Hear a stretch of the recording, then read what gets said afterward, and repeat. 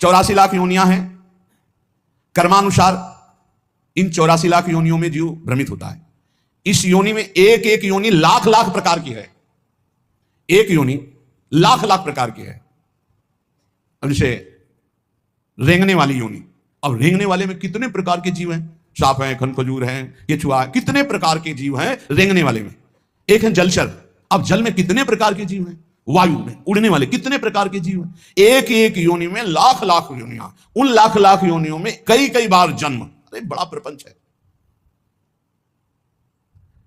बड़ा दुर्गति है जीवों की। अन्य योनियों के साथ जो दुर्व्यवहार हो रहा है बहुत ही घृणित है।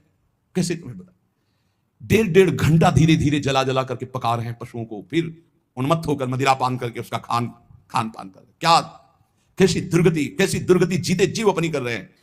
84 लाख योनियों में एक एक योनि में लाख लाख प्रकार की योनियां, एक एक योनि में लाख लाख बार जन्म होना।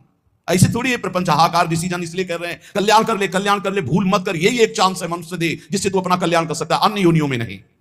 अब सोचो उस जीव की क्या हालत है, हाथ पैर बंधे हुए लोहे की छड़ में फंसा हुआ है, आराम से धीरे धीरे अग्नि उसे जला रही, वो कीक रहा है, चिल्ला रहा है, और वो आनंदित हो रहे हैं। वो थोड़ा थोड़ा पीते जा रहे हो, देख रहे हैं पक रहा है, पका लो।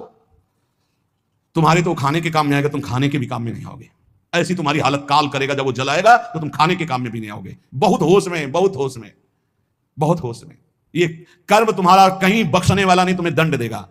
84 लाख योनियां, एक केवल मनुष्य योनि जिनमें आप अपना उद्धार कर सकते हो। मानव जीवन गिने चुने श्वासों वाला है, गिने चुने श्वासों वाला। इतनी श्वासें आपकी हैं, बस प्रतिपल माइनस होता चला जा रहा है, खत्म होती चली जा रही है। यहां हम आनंदित हो रहे हैं, 30 वर्ष के हो गए, 35, अरे आनंदित नहीं, 35 वर्ष गए जीवन के मूल कार्य के लिए जो आए हो भगवत प्राप्ति, उसमें क्या किया? बोले कुछ नहीं, अभी तो खेलने खालने की उम्र है।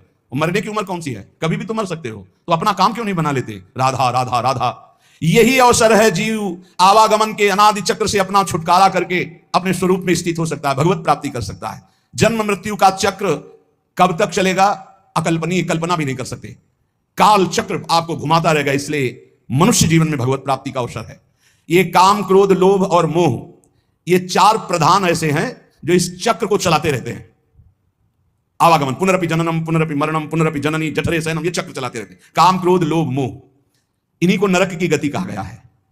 इनमें से किसी में भी एक में पैर पड़ जाए, काम में, क्रोध में, लोभ में, मोह में, फौरन चारों आज करके उसे घुमाने लगेंगे, बार बार जन्म, बार बार मरण। नरक की दारुण यंत्रणा हर योनि में उसको प्राप्त होगी। केवल मनुष्य योनि ऐसी जिससे अपने को बचा सकते हो। केवल मनुष्य ही सत्कर्म करने में स्वतंत्र है, नवीन कर्म करने में स्वतंत्र है। अन्य प्राणी तो पूर्व में जो संचित कर्म गोदाम लगा उसी को भोगते रहते हैं। वो अशुभ कर्मों का नाश करते रहते हैं, भोग भोग करके। वो नवीन कर्मों का उपार्जन नहीं कर सकते। मनुष्य नवीन कर्म उपार्जन कर सकता है। मनुष्य कर्म करने में स्वतंत्र है। मनुष्य ही है जो अपने कर्म संस्कारों को भस्म कर सकता है, दूसरा कोई योनि नहीं। अब उसे सोचना है कि जो आपके गंदे कर्म जमा है उसमें और प्लस करना है या आग लगाना है पूरी गोदाम को। स्वतंत्र हो आप। काम, क्रोध, लोभ, मोह, ये जिनके जीवन में है, निश्चित समझो उनका जन्म मरण पक्का है, जन्म मरण पक्का है। इन चारों को मिटाने के लिए 4 ये पहलवान ताल ठोक के खड़े हैं। काम, क्रोध, लोभ, मोह ये शत्रु, तो सत्संग, परोपकार, वैराग्य और नाम जप, ये 4 ऐसे हैं कि इन चारों को चटनी बना देंगे। रोज सत्संग सुनो, अपने भोजन में से चाहे 1 रोटी निकालो, रोज दूसरों के उदर में जाने वाला विधान करो, परोपकार की भावना और वैराग्य। जननी जनक बंधु सुत दारा, तन धन धाम सुहृद परिवारा, सबकी ममता ताग बटोरी, मम पद मन बांध बरडोरी।